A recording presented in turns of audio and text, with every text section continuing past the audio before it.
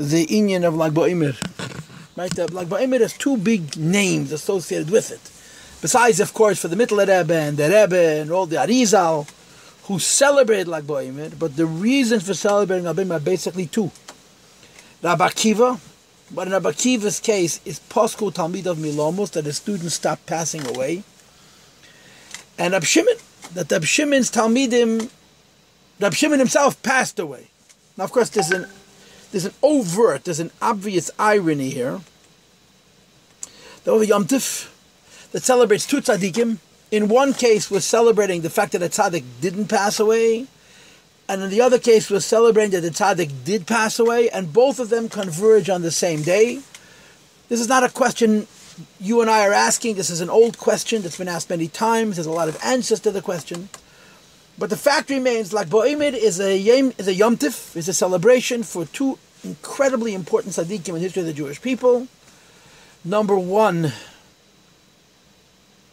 Rabbi Akiva, and number two, Reb Shimon bar Yochai. So it goes, I'm terrible at repeating myself. I hate repeating myself, although it's efficient from a perspective of time. I can't say the same speech 2-3 times in a row. So, Seminary Bays got my Rabbi Akiva speech. You're getting my Rabbi Shimon bar Yochai speech. Okay, that's what we're doing. If anybody's desperate to hear the other version, if you go to Facebook, it's available. It's saved on my Facebook page. The class I gave 2 hours ago to the Besivka Seminary Bays girls, where I talked about Rabbi Akiva. And now I'm going to talk to you about the Rashbi, about Rabbi Shimon bar Yochai. What's there to say about Rabbi Shimon bar Yochai? What's there to say about Rabbi Shimon bar Yochai? I think that the essence of Rabbi Shimon bar Yochai is captured by the following. Rabbi Shimon bar Yochai was an incredibly great tzaddik. In the world of the biggest tzaddikim, Rabbi Shimon bar Yochai would be outstanding. In the world of the biggest tzaddikim, Rabbi Shimon bar Yochai is head and shoulders above his friends. Tanoim, Rabbi Meir, Rabbi Yehuda, Rabbi Yossi, Rabbi Lazar. Rabbi Shimon bar Yochai is a whole nother level of tzaddik. And because he's a whole nother level of tzaddik, he's a whole nother level of Torah. Rabbi Shimon bar Yochai's Torah is on a higher level. Rabbi Shimon is one of those people that we say, Rabbi Shimon bar Yochai is one of those tzaddikim that we say that he loses arguments because he's misunderstood. You know, there's a Gemara about Rabbi Meir, that the Meir always loses arguments because La Yardu Chachamim Matzev Daite Shal Rabbi Meir, they didn't understand him. Rashbi is in the same category. Rabbi Shimon bar Yochai is one of those tzaddikim that he loses arguments because he's misunderstood. He's He's on a whole nother level than anybody else in his time and in all times. He was an incredibly holy man. What's strange about the Shimon bar Yochai? Everybody seems to have a kinship with him. Everybody seems to feel like Shimon bar Yochai is their buddy. And the proof is, right? If a person comes from any place in the world to America, where do you go? You go to the oil. If a person comes from any place in the world to Eretz Yisrael, where do you go? You go to the Koisla Maravi, you go to the Maras Machpelah, and you go to Miron. Everybody goes to Rashbi. Everybody goes to Shimon bar Yochai. Now, I don't know what happens like BaOmer in Eretz Yisrael because I've never been there. But a lot of my children have been there and they've heard from many other people. Hundreds of people come to Miron on Lag BaOmer. They camp out sometimes for days over a huge area, and they make bonfires and they roast meat and they fabreng a day and a night. He luled the Rashbi, ein kleinigkeit. Reb Shimon bar Yochai passed away. Reb Shimon bar Yochai said before he passed away, so people should be happy, and people are happy. A lot of the people who come to Reb Shimon bar Yochai and celebrate are not even from. As they get the shmua. Now, of course, you don't know who's from. There's a mice mit the Friedrich Rebbe. It's a wonderful story with the Friedrich Rebbe that I heard more than once about a lady who gave a lot of tzedakah. When she visited the Friedrich Rebbe in New York, she lived in Montreal, and she was connected to the Lubavitchers in Montreal. When she visited the Friedrich Rebbe, she went into the Friedrich Rebbe, and the Friedrich Rebbe started to compliment her, to flatter her. But the kind of praise he gave her was like as if she's like Rachel, or Leah, or Sarah, like the Emois, like big tzaddikas. So she says, Rebbe, se nicht emes, ich bin nicht frum. She says, Rabbi, I give a lot of stock, but I'm not frum, I don't keep kosher. And she probably knew what frum was. So the Friedrich Rebbe said to her, Tochter, that's how I heard the story, Tochter, Wer weiß, wer is from?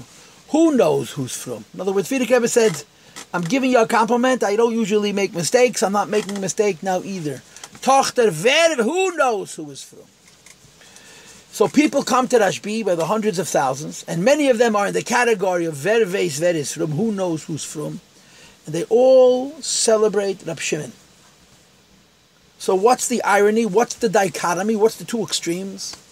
The two extremes is, here's a Jew that we have nothing in common with. If you would meet him, you wouldn't begin to understand him. The biggest tzaddikim would begin to understand him. And everyone seems to relate. It's weird.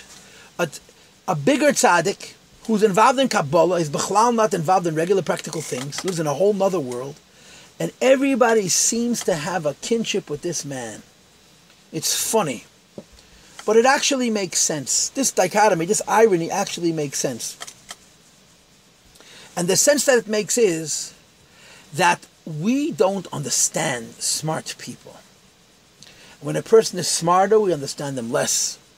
A person is even smarter, we understand them even less. But we relate to holiness. We relate to holiness. And the holier it is, the easier a time we have to relate to it. Because every Jew has a little holiness in his neshama. We call it a pinta leyid. Because of the holiness that we all relate to, when we meet somebody who's representative, who's be'emes in a maimed matzav of kedusha, we just somehow connect. That's why people related to the Rebbe. I mean, you have to stop and think. Yeah, you watch videos of people by Fabrengen jumping up and down and screaming, and the Rebbe saying to sing. The Rebbe is another world. The Rebbe's whole world is Teira and Avodah, Gmas Chasadim. The Rebbe is a person who didn't waste a split second, every second serving Hashem. And who are the people jumping up around in shul? Some of these people jumping up and down in shul before the Fabrengen and after the Fabrengen don't know what to do with themselves, and yet we have a connection. Why? Because when it comes to absolute holiness, there's absolutely no limit. And because when it comes to absolute holiness, there's absolutely no limit, everybody relates. Rashbi is one of those neshamas. Everybody knows that Reb Shimon bar Yochaii is their friend. Everybody knows that Reb Shimon bar Yochai's day is a good day for them. You got a problem, you go to the oil, you go to the cave in Miron. Right? You all know that Rebbe said that on Lag BaOmer you're supposed to go to the Tzchiyin of the Rashbi. Because Reb Shimon bar Yochai said, two famous statements of Reb Shimon bar Yochai is, one is that I can save, Yochaii lifted, Reb Shimon bar Yochai said two things. Yochaii lifted as Keila Olam Kulim in Adin. I have the power to protect my whole generation, that nobody in my generation should be punished. And the other one is Kedaihu Rab Shimon Lismech Alav B'Sha'as Hadchak. Rab Shimon is one of those people that it's worth relying on when you find yourself in a difficult spot. Sha'as Hadchak, in a difficult time. There are two different Gemaras. I'll say them again. The first is Rab Shimon bar Yochai said, Yochaii lifted as Kol Ha'olam Kulim Adin. I can save my whole generation from tzadis. And he said, if I'm my son, I can save my generation and all future generations. If I'm with my son and somebody else, I can save my generation, future generations, and past generations from judgment. And then the second statement of Shimon bar Yochai is, when there's a Sha'as Hadchak, when life is hard, Kedaihu Rab Shimon Lismech Alav B'Sha'as Hadchak. Rab Shimon is one of those people you can always rely on. You can always lean on him. Why? He's such a big tzaddik. You know, a bigger tzaddik is a bigger circle, so he reaches lower. Yeah, imagine a bunch of circles. A small circle and a bigger circle and a bigger circle. The smallest circle, the lower end of the circle, is closest to the center. A bigger circle, the top of the circle is higher, but the bottom of the circle is lower. Reb Shimon bar Yochai is one of those gigantic circles that encompasses everything from the highest to the lowest. Since he's the highest on top, his embrace, his v'tachas reyes elam reaches to the lowest madreges, and of course, like I said to you before, the consequence of that is that Shimon bar Yochai is one of those people that everybody relates to. We don't even know how to hold a zayir. We don't understand zayir. But Reb Shimon bar Yochai is a good guy. I can relate to him. What do you relate to? You relate to his holiness. You relate to the fact that there was so much kedusha, so much alakus in this person, that the worst yid is embraced by this. And this is what's interesting. The taka, the person who's on a higher level, seems to be able to find grace, seems to be able to find bracha, seems to be able to find hatzola and hatzlocha for the Jews on the lowest levels. And that's Lag BaOmer. Like Boimer is one of those Yomim Tovim that people got together and they celebrated and they fabringed and they connected to this incredibly great tzaddik who represents Kabbalah, Pnimiyas HaTorah, the part of Torah that nobody understands. We don't have to understand Kabbalah. We have to just have a chush, a little bit of a feel for Ruchnis Nelakus, and we have a connection of Shem Yochaii. What's going to happen tonight? I don't know what's happening in your quarantine, but in my quarantine, we're going to try and make a fire. Why are you going to make a fire? Say, Dominic, what does fire have to do with anything? What does fire have to do with anything? So there's a funny thing about fire. I once heard this from a smart person. I forgot from who, but it must have been a smart person. That there are 3 things that you can watch and never get bored of. There's 3 things you can watch them and never get bored of. One of them is the ocean. You can sit and watch waves for hours and somehow it's interesting. The same wave over and over again. You sit there and watch. The second is other people working. You can sit and watch other people at work. We were in yeshiva. They were building the yeshiva, building the building. So every break we came and we stood and watched people working. In an hour, they dug a hole. In 5 hours, they laid a pipe. But we watched them. We had plenty of patience. And the third is fire. You can sit and watch fire. You guys have at bivouacs. You go overnight. You sit around the fire. Every once in a while, you throw in a piece and you sit and look at the fire. And somehow that's meaningful. It's entertaining. It's something. The poshet, the pshat is fire, light, fire, heat makes people happy. And b'schusif and ashbi, we make a fire. You push it, sit around the fire, a big fire, a little fire, as long as it's a safe fire, and you enjoy the upliftedness that fire gives people, and you sit together and you sing and you fabreng and you say Advar Teire in the schus of Shem Yochaii, because this man who was so holy that we have 0 in common with him, 0 in common with Shem Yochaii, we all have something in common with. And that's the way it works. The biggest tzaddikim have connections to the lowest people. And forget, the smaller the tzaddik, the more uptight he is. Like I said to you before, if you have a smaller ring, so if the top of your ring is lower, the bottom of your ring is higher. You can't extend as low. Rashbi, because of such an incredible tzaddik, his extent, his circle, his ring extends to every single Jew in the world, even the biggest Rishoyim. Mit Rab Shimon hat yeder Rashayches. A yid who's in a maimed the matzav of doichek, that means let's say Lamaila is being judged, and they're telling him you're a bad Jew, we don't want you.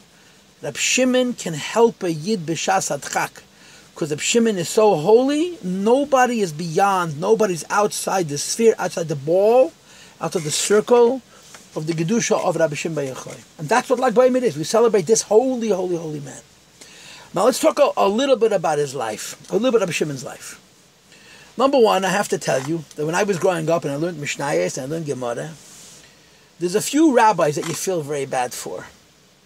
And one of the rabbis you feel bad for is Rabbi Shimon, because he seems to lose every machlokes.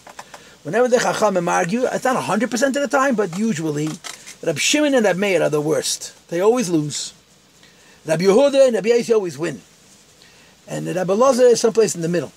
But Rabbi Shimon and Rabbi Meir seem to be losing every machlokes. And like I said to you earlier, part of the reason that Rabbi Shimon and Meir seem to be losing all machlokes is because Pashat people don't understand them. The Svaras, the Nigla of Rabbi Shimon Yochaii was such a high madrege that he could never get others to side with him. And in Halacha, Nigla the Torah, there's a principle of Acharei Rabbim Lahates, he's supposed to follow the majority. And Rabbi Shimon always finds himself in the minority. And then of course you have the Gemara, that the Gemara says, the Romans, the Romans were called Malchus Harsha. You know, the Romans are called Malchus Harsha, even though in the Valanisim we say Chanukah. We call Yavan Malchus Harsha, and Yavan goes on Greece, not Stam Greece, but Syrian Greece. But Rome, the Richtige Malchus Harsha, the kingdom of Rishis, the kingdom that loves to spill blood, is Edom, is Rome. It's a Malchus Harsha. And the Malchus Harsha tried to conquer the world. And in Malchus Harsha's ambition to conquer the world, they killed untold millions. They did so much cruelty, not just to Yidden, but to wherever they went, they conquered and they destroyed. They killed whole civilizations of people. You know, they came to a country. This was a tactic that was introduced by Alexander Smugden. He would knock on the door and say, open the door and let us in, and we'll let everybody live. If you open the door and let him in, he'll let you live, Taka. If you resisted, they killed everybody. Every man, woman, and child. They killed everybody. This happened in many places. Rome was evil. And then Rome made these big arches and these big monuments to their many, many victories, as we all know. And Rome also built roads. Rome built aqueducts, right? Rome built systems that provided huge quantities of water so they could have these large cities with hundreds of thousands of citizens. There would be no shortage of water. And Rome built the baths that people could go and wash and be entertained. And Rome built the theaters, right? The Arterois, the Colosseum in Rome, and all these other fancy schmancy things to entertain the people. And the Tanoim were discussing it. Rabbi Yehuda ben Rabbi Eloi said nice things about Rome. Another one of the Tanoim kept quiet. And Rabbi Shimon said, no, these are Ashoyim. They're evil, like it says in the Tanya at the end of the first Perek. Kol tivu da avdin umas ha'elam lagarmayu avdim, when a goy, a Rosha, when Malchus Harsha makes for you a road, provides you fresh water, or builds for you a bath, it's lagarmayu. He's not thinking about himself, he's thinking about you. And the Romans found out what Rabbi Shimon said. So they wanted to kill Rabbi Shimon. So Rabbi Shimon went and hid in a cave. Right? In other words, Shimon had a problem. He never had to say the emes. You can pilpul about whether he was right or he was wrong, but that was the way he approached it. He couldn't lie. He wasn't going to say that the Romans are nice to make the Romans feel good. And he had to hide in a cave for 12 years. For 12 years, Rabbi Shimon hid in a cave. The nest was he had company. Who was his company? His only son, or one of his sons, Rabbi Elazar ben Shimon. Rabbi Shimon went with Rabbi Shimon ben Yochaii into a cave. They lived in this cave for 12 years. During the 12 years in the cave, they didn't have mitzvahs. They didn't have tefillin. They didn't have matzah. They didn't have a lulav. They didn't have a sukkah. They didn't have a shofar. They didn't have a Megillas Esther. They had no mitzvahs. All they did was study Torah Yom V'Layla. The Chazal say that they went into the cave with one outfit, with one set of clothes. And they knew they have to be in this cave for a very, very, very long time. So they realized that the clothing was not going to last. So they took off all their clothes and they covered themselves until their necks in sand. And that's how Rabbi Shimon and Rabbi Elazar would learn Torah day and night. Covered till their necks in sand, mitzad infant sneeze. And the Rebbe says in Tanya, that they spent 12 years in the cave. The Zohar, the Rebbe says in Tanya, they could have said in 2 or 3 months. It didn't take 12 years to say there's 2 or 3 months, they could have said the whole Zohar. What were they busy with? They were learning Nigla. The Alter Rebbe brings, it says in Sfarim, that there were 600,000. We have shisha sidrei Mishnah, 6 orders of Mishnah. They had 600 orders of Mishnah. Tafresh sidrei Mishnah shahaya b'yameim. Rabbi Shimon and his son sat and learned Nigla day and night. When they had to daven 3 times a day, they went out of the sand. They put on their clothes. They davened. They took off their clothes, went back into the sand, and they continued learning like this. They made a nest, of course, that a tree of cheruvim, that means carob, boxer, grew, and they ate cheruvim for 12 years. It's a very, very delightful food. If all of you eat it, of course, on Tu B'Shvat, we all eat cheruvim, so you will know how unbelievably delectable, how delicious fresh boxer are. And they ate 12 years, they ate cheruvim. And they had water, and that's what they had no Torah, they had no mitzvahs. They had cheruvim and mayim. So the Rebbe said once in a maimer, that there's a concept in Torah called Torah Sayum Nosei. That means a Yid whose life is Torah. But most people whose life is Torah also have to work, right? A person who sits and learns Torah doesn't have anything to eat unless has a job. So you have to have what's called Torah im derech eretz. You have to have Torah, and you also have to have a job. And we find in the Gemara, it's mentioned in Tanya, also in the Geras Kedesh Chaf Vav, I guess, that in Zman Bayesheni there were big Tanoim who had jobs. This one was a shoemaker, and this one was a tailor, and this one, they had other ways of making a living. Because you can't make a living from Torah. You learn Torah with derech eretz. Rabbi Shimon was different. Rabbi Shimon's Torah was his umnus. That means he learned Torah, and the Eibusher gave him parnasa b'derech nes. It's a very, very high level. It's a very, very rare level. Rabbi Shimon Yochaii was in this high level that he learned Torah, and parnasa came from the Eibusher. However, says the Rebbe, that the Gemara says, and it's brought also in Chasidus, that a person whose business is Torah doesn't have to make up a parnasa. He doesn't have to daven either. but he has to say Kiddush every day, Shema, and he has to do mitzvahs. He has to have mitzvahs, do mitzvahs. The Rebbe said once, Shimon Yochaii was in such a high madrega that not only was he potter from tefillah, he was potter from mitzvahs. The fact that Shimon Yochaii for 12 or 13 years could not do a mitzvah is a raya that he didn't need mitzvahs. Shimon Yochaii. Anyway, you all know the end of the story. Yeah, 12 years passed. These two men walk out of the cave. They haven't seen a human face in 12 years. They've been living in a cave, eating wonderful food. And by the way, if you haven't noticed, I am being sarcastic when I talk about how wonderful boxer tastes. It tastes like terrible. Okay? They haven't seen a soul. And they walk out into the world, and they see people sitting and doing normal things. Adam Chayresh, Adam Zereya, people were plowing their fields. People were seeding their fields. So Rabbi Shimon got very upset. And the Blazer got very upset, and they said, you instead of learning Torah, you're wasting your time with doing such silly things as making a living. So the Gemara says, wherever they went, and they were makpid, they got upset. Nasagal Satomas, the person whom they got upset at, became a pile of bones, as they state in the Gemara.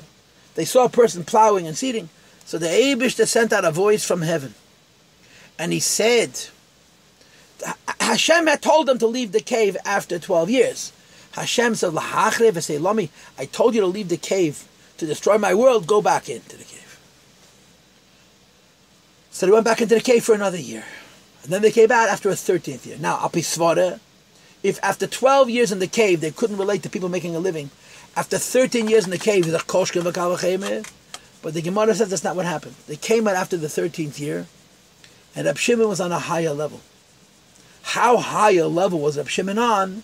That he was in such a holy level that he understood that Adam Cheresh, Adam Zereya, that it's possible to serve Hashem by being a farmer. And of course, the Gemara says that they were walking, and they saw a man running. Erev Shabbos, you're allowed to run, holding two hadassim, two myrtle branches, two hadassim that were used for lulav, for alminim. So he says to him, why are you running? He says, it's Shabbos soon. What are the hadassim? He says, Shabbos, I want to have many inyanim of oinig Shabbos, things to give me pleasure from Shabbos. And one of the many things that I want you to pleasure from Shabbos is the pleasure of Beit Minim Sam, a good smell. So the Rashbi says to this man, so what do you have two? One is enough, I have to have two. So he answered, Echet Keneged Zoch and Echet Keneged Shama. Because Shabbos has two things. The mitzvahs say of Zocher, as you remember Shabbos, to make Kiddush, as you remember Shabbos. And Shama, the mitzvahs life say not to transgress Shabbos and be able on the malachas of Shabbos and so on. So Shimon Yochaii said to himself, a Yid with two hadassim, two pieces of vegetation, two pieces of tzemech, is being become a mitzvah, is connecting to the Eibishter, and he understood that there's more ways to connect to HaKadosh Baruch Hu besides for learning Torah. You could be in the world, and you could make a living, and you take two hadassim, and you use them for Avodas Hashem, and you can't get to Atmos U'Masein Baruch. So the Gemara says that when they came out of the cave the second time, Rabbi Lazar, his son, Rabbi Shimon, was still very intolerant. He still couldn't take that people were working. So he was killing people. He saw a person working, he was makbid, they became a pile of bones. So the Gemara says, Kol mokem de mocher Rabbi Lazar, moster Rab Shimon. After they came out the second time, Rabbi Lazar would get upset, and people would die, and Rabbi Shimon would be, malamet chos on them, and he'd bring them back. As they said the Gemara. So they came out of the cave. Now there's another Gemara which says that they met at a Pinchas ben Yair. Now, Bepashtos, this is a little bit of a controversy in the Gemara, but Bepashtos, Pinchas ben Yair was Reb Shimon Yochai's father-in-law. In other words, Pinchas ben Yair was Reb Shimon's mother's father. He was a Tana, he was a big tzaddik. From a Chazal, but his donkey, his animals, Pinchas ben Yair's donkeys didn't want to work on Shabbos because new Shabbos you have to rest. And the Pinchas ben Yair met Reb Shimon and his son Rabbi Lezer. So the first thing it says is that because Reb Shimon and Rabbi Lezer had spent 13 years in sand, their body was full of bruises, full of cuts. By sitting in the sand for all that time, their body was full of these cuts, open wounds. And they looked terrible. So the Pinchas ben Yair saw how Reb Shimon looked, he started to cry. And tears have salt in them, a little bit of salt. The tears from the Pinchas ben Yair would fall on the hand of Reb Shimon, and Reb Shimon would scream in pain that the tears that the Pinchas ben Yair was spilling from the fact that Reb Shimon ben Yochai looked so bad was hurting Reb Shimon ben Yochai because of the salt and the tears. That's one thing the Gemara says. And the other thing the Gemara says is that before Reb Shimon went into the cave, Reb Shimon ben Yochai would ask a question, and Reb Pinchas ben Yair would give 12 answers to each kasha. After Rabbi Shimon came out of the cave, it was the other way around. The Pinchas ben Yair would ask a question, and Rabbi Shimon ben Yochaii would give 24 answers. I'll say it one more time. The Pinchas ben Yair ben Pashtus was Rabbi Shimon ben Yochai's father-in-law. He was older than him. So before Rabbi Shimon went into the cave, Rabbi Shimon would ask a question, and the Pinchas ben Yair would give him Yud Beis Piruki, 12 answers. After Rabbi Shimon came out of the cave, Rabbi Shimon became so much hard that the situation was reversed. The Pinchas ben Yair would ask the questions, and in each question that the Pinchas ben Yair would ask, Rabbi Shimon Yochai would give him 24 answers.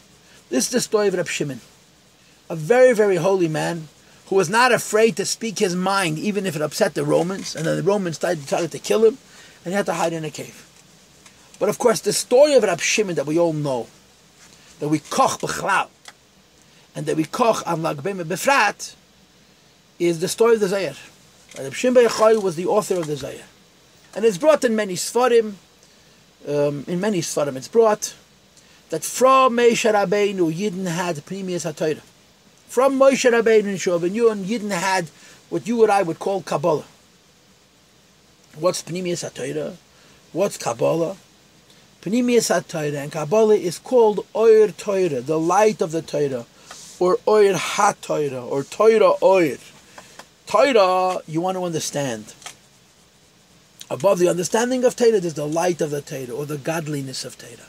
This is the realm of Rabbi Shimon ben Yochai, the Eira Torah, the Getlachait, the Lakus of Torah, Pnimius HaTorah. And Rabbi Shimon ben Yochai had a following. He had Talmidim, not a lot, but he had a following.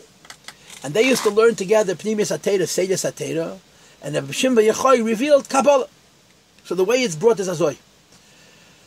That until generation of Rabbi Shimon ben Yochai, Kabbalah was for Yechidei school. Only rare people learned Kabbalah. In other words, even some of the Tanoim didn't know Kabbalah.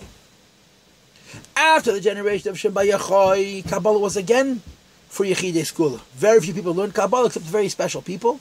And some of them we know their names. It's brought in the Sha'ar Akdomis of the Rachav and other places. Akdom, the Sha'ar Akdomis, and other places in the Rachav and other places. During the generation of Yochai, it says in the Zayah that even little boys and little girls were studying Kabbalah. The generation of Rashbi was so uplifted by having Rabbi Shimon amongst them that even little children, kleine kinderlach, were like big mukubalim. In Zayah you have Maimorim from Yenuka and Yenuksa. In the Zayah you have stories of Torah spoken by a little boy and a little girl. The time of Rashbi was such an unbelievable time that even simple people were holding by inability to understand Pnimius HaTorah. But above everybody else, Rabbi Shimon had a chavra, he had a group of 10 people. And he was one of the 10 men. And they would get together and they would study Seidus HaTorah. Once Rabbi Shimon summoned these other men, there was 9 plus him is 10. And it says their names. Rabbi Lazar, his son, and there was Rabbi Abba, and there was this one. And Rabbi Shimon said, I want to go into a special room, it's called an Idra, and we're going to study Pnimius HaTorah, we're going to study Kabbalah, reveal secrets of Torah. So it says in the Mefarshim on this Zayar, the Zayar, by the way, is in Pashas Nosei. It's called Idra Rabbah in Pashas Nosei. It says in the Mefarshim, when Rabbi Shimon ben Yochai summoned these people, each one of these 10 was a different midah, or a different sfira. We need to say between all 10 of them, you had all 10 sfiras. One was Kesed, and one was Chochmah, and one was Bina, and one was Chesed, and one was Gevurah, and one was Teferes, and so on. So they went into a room, 10 men, Rabbi Shimon and 9 other people, and Rabbi Shimon began to reveal Seidus HaTorah, Kabbalah. Things that he had never revealed before. And they were all enjoying it. While they were in this Idra, while they were in this room, 3 of the tzaddikim in the Idra expired. Like another Navi, push it. 3 of the tzaddikim in the Idra passed away. Rashbi was Magal, such Seidus HaTorah, such deep secrets. And they were such Kalim, they understood the oil of the Seidus HaTorah that Rabbi Shimon ben Yochai was Magala. And the neshama was Eila b'sa'ara hashamayim, and the neshama went up to heaven. Frag de Welt akashe, bazei, that's a bad thing. Not the Vanavi were punished. A lot of it was held against them, that they studied Seidus HaTorah. You're not allowed to learn Seidus HaTorah, right? The neshama is now, it's called the Avera, that they passed away from being involved in Seidus HaTorah. Later on, you have the Maaseh with the Dal, Shnichas of the Pardes, before Rabbi Shimon ben Yochai. Rav Akiva and Ben Deima and Ben Azi and Elisha Acher. All of a sudden, Rabbi Shimon ben Yochai teaches Pnimius HaTorah. 3 people pass away and no one says boo. So the teretz bepashtas is, that if somebody goes into the world of Pnimius HaTorah and the neshama leaves the guf before his time, it's an aveda. Because every yid in this world has a shlichus, they have a mission. It's supposed to last on this earth a certain amount of time and do a certain amount of good things. If somebody hastens his own demise by engaging in Seides HaTorah to the extent that the neshama leaves the guf, it's considered not a good thing. What the three Talmidim of Rabbi Shimon Yochaii did when their neshamas were Eila B'Se'ora HaShamayma, when they passed away for Rabbi Shimon Yochaii revealing Seides HaTorah, it was the end of their life. And this had the neshama left the guf through the inyan of the Tumis HaTorah. This is called Histalkus, girls. And I want to explain Histalkus to you just for a minute. I want to explain to you a little bit what this means, Histalkus, a little bit. The truth of the matter is, you girls learned Chumash. So you know about the death of Meisha and Aaron and Miriam. Right? Or Miriam, Aaron and Meisha. That the Gemara says, and Rashi brings it in Chumash, that Shloshton Meisu b'Neshikin. Miriam died from a kiss. Aaron HaKohen died from a kiss. Moshe Rabbeinu died from a kiss. So it's explained in Chassidus and in Kabbalah, and also in Seichel Enushi. Why do most people die? Most people die because the guf breaks down. The body is finite, the guf is limited, and the body gets old, and it gets used up, and it gets exhausted. At a certain point, the guf becomes so compromised. If you imagine the guf like a candle, and the neshama like a fire, when the oil goes out to the bottom of the candle, the fire goes away. When a person's physical health becomes so compromised that they're not able to hold on to the neshama leaves. So most people, when they pass away, the guf dies and the neshama goes away. By tzaddikim, there's something called Histalkus. Histalkus means the guf is healthy, the guf is alive, the guf can lift on. Hashem shines a light, which is a spiritual kiss, a chassidish kush, like the story that you all know, and it raises the neshama up out of the guf and the neshama leaves. Verstehst? That's such misas nishikin. And be'emes is the histalkus of every tzaddik, any real tzaddik.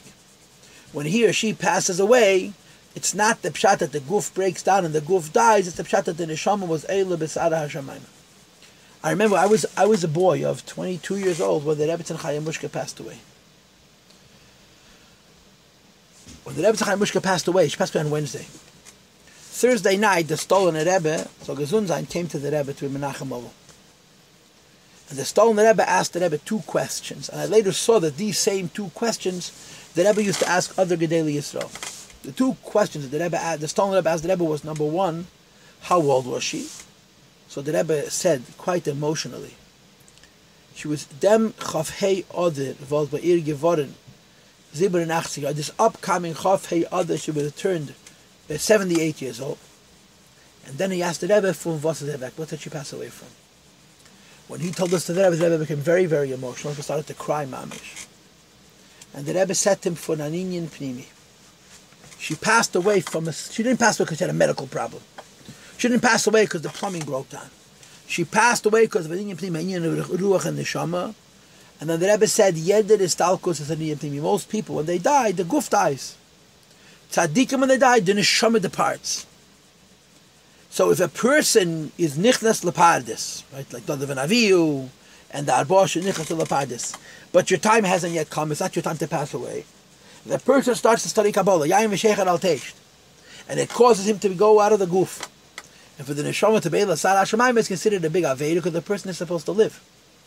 On the other hand, if it's the end of a person's life, and that person has a schus, that they're on the madrega that have v'shayches the pnimius HaTorah, when their neshama is raised up by the oida pnimius HaTorah, it's an unbelievable histalkus. In other words, these Trasa Sabbath, these three tzaddikim from Rabbi Shimon Yochai's minyan, who passed away in the Idra, it was like Moshe Rabbeinu. It was mamish misas nishikin. Hashem kissed the neshama with the oida of the pnimius HaTorah that Rashbi was teaching, and the neshama was eila l'mayla. Right? This is a story. This story is not so bad. It's a story, but it's not so bad. Look. A few years later, I told you a ma'aseh. Rabbi Shimon Yochai got together his 10 chevre. They went into a room and they began to study Seides HaTorah, Kabbalah. And while they were in that room, 3 of them were eila b'sar hashamayim. A few years after that, Rabbi Shimon Yochai calls the remaining 7. That means 6 plus him, what's left of that original minyan, and says, let's do it again. Right? You all know, everybody knows, every Lubavitcher knows Kol Merabah v'Shochtel Rab Zera, right? What's the story of Kol Merabah v'Shochtel Rab Zera? that the Rabbi killed him. How did he kill him? With shchita. Ein shachat elo moshach. In other words, Rabbi was teaching Seidus HaTeirah, the union of a neshika, of a kiss. Rabbi Zayda's neshama left the guf. The next day, Rabbi realizes what he did, so he brought him back into the guf. So he says to Rabbi Zayda, let's do it again. So what did Rabbi Zayda say when the Rabbi says to him, Rabbi Ben Achmein, let's do it again? He says, whoa, how do I know that Hashem is going to make another nest? In other words, I'm not ready to leave this world. I still have a shlichus. I still have work to do. And if you're going to again pull off one of those kalesa nefesh situations, maybe you're not going to be able to be mamshach my neshama back into the guf, and that'll be an aved, and he refuses. Rabbi Shimon, imagine this. Your Rebbe calls you, 6 other guys, and he says, we're going to reconvene the Idra, we're going to go back into this holy place, and we're going to learn Seidus HaTeirah, and he tells them straight up, because I want to pass away. Rashbi calls 6 Talmidim, the 6 Talmidim who the time before were witnesses, that when you study Seidus HaTeirah, it could bring to an union of Kalesa Nefesh, the Oira Leki could be so strong, and it can suck the neshama out of the guf.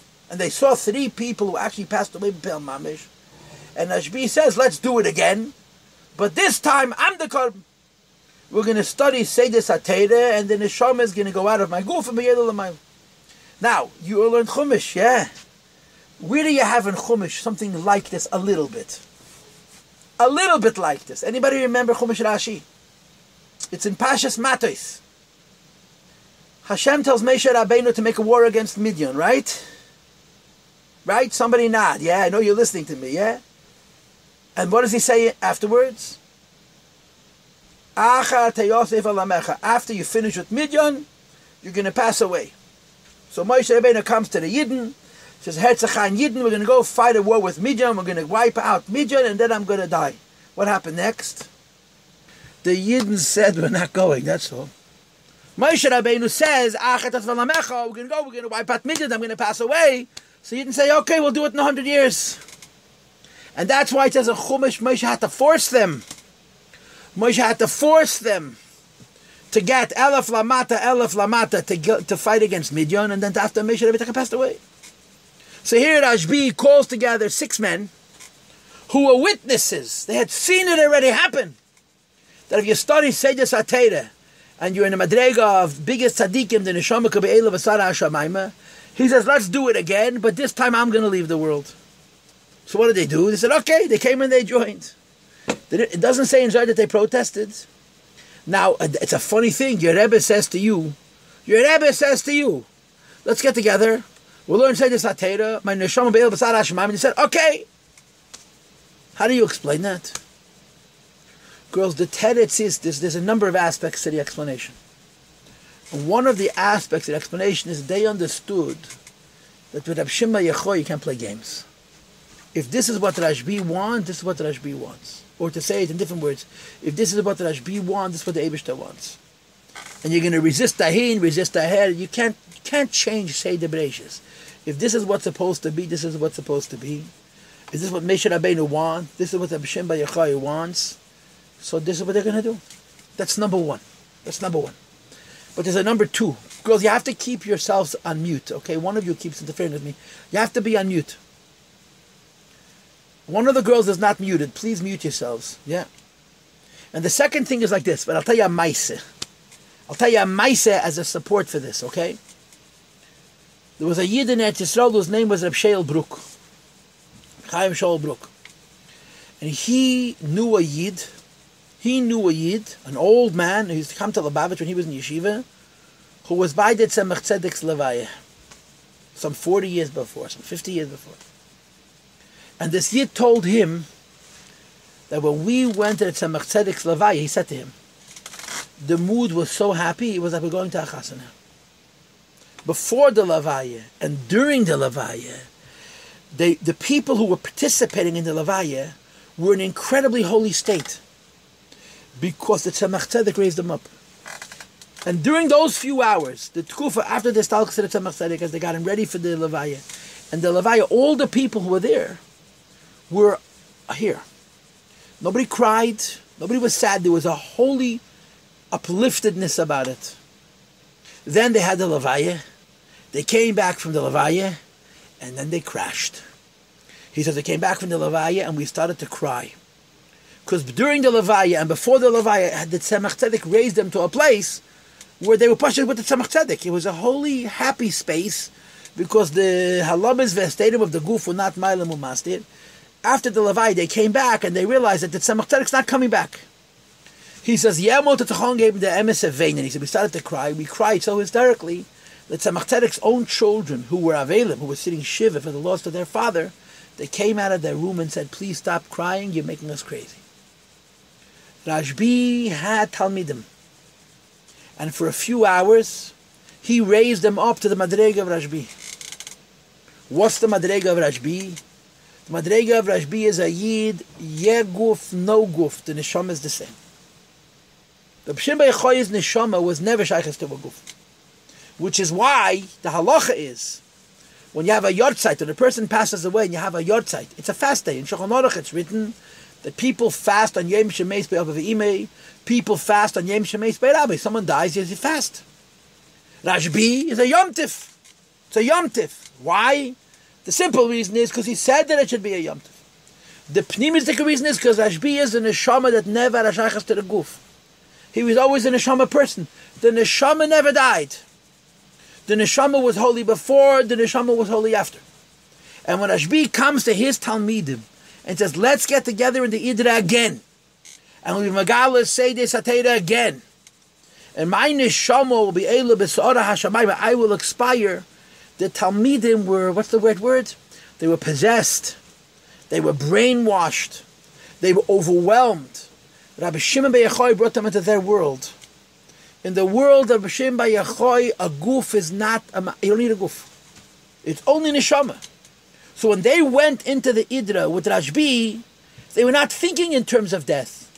That in an hour from now, or in a day from now, we're going to be sitting in a Beis HaMedrash, and Rabbi Shimon bar Yochai is going to be physically missing. And because Rabbi Shimon bar Yochai is going to be no guf, we're not going to have a shaykhs with his neshama either. Because for that period of time, they were raised up to a Maimon Matziv, where they saw only neshama. And because they saw only neshama, all they saw was simcha. They're watching their Rebbe be nostalgic and they're happy.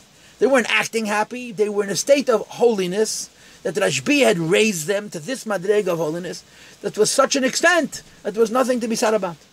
And the Zohar describes a whole bunch of details of how Rabbi Shimon passed. First there was a fire and they couldn't see him. Then the fire subsided and they could see him again. Then the fire came back and they couldn't see him a second time. The bottom line is that Shimon bar Yochai passed away in the middle of saying Torah. He said the word Chayim. He didn't finish. He stopped in the middle of the word Chayim. That was the last word he said. And the Neshama was Eil B'Sar HaShamayim. And Rabbi Shimon bar Yochai, in Lubavitch, we have a story like this with the Mittler Rebbe. The Mittler Rebbe also passed away this way. He told the Chassidim to be B'Simcha. And he also said Torah a whole night. And he finished with the words Kimcha Meker Chayim Achaya Chayim, and he was nostalgic. His neshama was Eila B'Sara Hashamayim. The Mittler Rebbe was, and by his levaya, by the Mittler Rebbe's levaya, it says, it's brought that the Chassidim went to the levaya singing and crying. They were singing. Der Rebbe geheißen Freilach sein, Freilach wird men sein. The Mittler Rebbe had said, like Rabbi Shimon bar Yochai said, that they should go to his levaya mit simcha. So they sang it, and they were crying. But by Rashbi, he raised up the people with him, his Idr, his Chavra, those few men, to a Madrege where for that period of time, they didn't think of the need for a guf. So it was a happy event. You say every year by a yard side, the Neshama was having an aliyah. Rabbi Shimon bar Yochai's Neshama was having an aliyah. They were very happy for him. The fact that after the aliyah, they would find that Rabbi Shimon's guf was missing, was nehedar, and they would need him, and he wouldn't be there, and there'd be a gefelach avelis. During the hours of the Rabbi Shimon bar Yochai's teaching Seder Satera, and the Talmidim, these 6 men being together with him in the Idr, they were above that whole situation. So they went along with it, and then it was over, and Rabbi Shimon bar Yochai was gone. And Rabbi Shimon bar Yochai is buried in a cave, right? And of course the end of the story is that many years later, Rabbi Shimon bar Yochai's son, Rabbi Shimon, passed away. Rabbi Shimon's life is discussed in the Gemara. It was a very hard life. The Chachamim didn't have enough respect for him. He passed away in a very lonely state. That was Rabbi Shimon. The Gemara said that for many years, his wife kept him, and she wouldn't bury him. He stayed in the attic, and no one knew he passed away. People would come to the house and they would say they have shilas. So she would say, stand by the door and ask the shaila. They would ask the shaila, and the brother Rabbi Shimon, who had died 5, 6, 7 years before, would answer them. I think the Gemara says not less than 7 and not more than 13. She didn't let them bury his goof because she was afraid they wouldn't give him enough covet. Finally, the Chachamim found out that the brother Rabbi Shimon had passed away years earlier. And even though before there had been some Makpeh, they didn't understand him. He was so much greater than the Anshe Day, they couldn't understand him. So they said, Lava, this is not normal. So they took his remains and they brought him to the Maida, to the cave, to be buried together with his father. And they were able to, the cave opened and they brought him in. Later they wanted to bring other people to bury also, grandchildren together with the Shimon and Blazar and the cave wouldn't let them in. And the Chazal say that to enter into the cave of Rabbi Shimon Yochaii, where he's buried together with his son Rabbi Shimon, you had to have what's called Tzarta de Ma'arta, the Tsar of the Ma'ora. They had spent 13 years in a cave when they were in Neshamas Beguf, and this was mezachech or mevarer and maila them, so that they were able to have this high madrega kedusha, which separated them from all other tzaddikim, and that's why the two of them are buried alone. And Rabbi Elazar Shimon had a son, I think, that they wanted to bury him together with everybody else in the cave, and the cave wouldn't open because these two tzaddikim stand in a very, very special madrega because they're incredible Mesiras Nefesh. I want to finish the way I started. I see that some of you are very nervous that I'm going over, so if you have to go and your mom is so desperate to leave, Geges and hate, but maybe some of you could afford another 5 minutes, I'll say enough about it. Like I said in the beginning, the whole inyan, the chiddush of Rav Shem Yochaii was not he was a big tzaddik. The chiddush of Rav Shem Yochaii, because he was such a big tzaddik, the simplest and the lowest of people relate to him. There's no barriers. And that's a fact. You know, the Rebbe relates to the simplest of people. The simplest of people relate to the Rebbe. Because the biggest tzaddikim, they break all barriers. And this is why Lag B'Omer is a Yom Tov. Because we relate, we have a connection to this holy Yid. We tap into that sense of holiness and we celebrate this day. And Rabbi Shimon Yochaii said, if you celebrate my day, you have my schus. And if you don't celebrate my day, I'm going to be upset. Fanafil HaSipur, there's a story which is brought in Sfarim that the Arizal went to Miron to Fabreing and Lag B'Omer. And he was dancing. And suddenly they saw an old man that they did not recognize, the Talmidim of the Arizal. And the later said to Arizal, we saw an old man that you were dancing with. Who was that old man? So the Arizal said, if you saw, I will tell you. I was dancing with the Shimon Yochaii. Shimon Yochaii Pasha came into a goof, and some of the Talmidim that Arizal was echet to see the Arizal dancing together with him. Okay, a good Yom Tov. I will see you on, I think on Monday next, right? I don't have you tomorrow. Tomorrow's no regular classes, and I don't have you on Thursday either. Okay.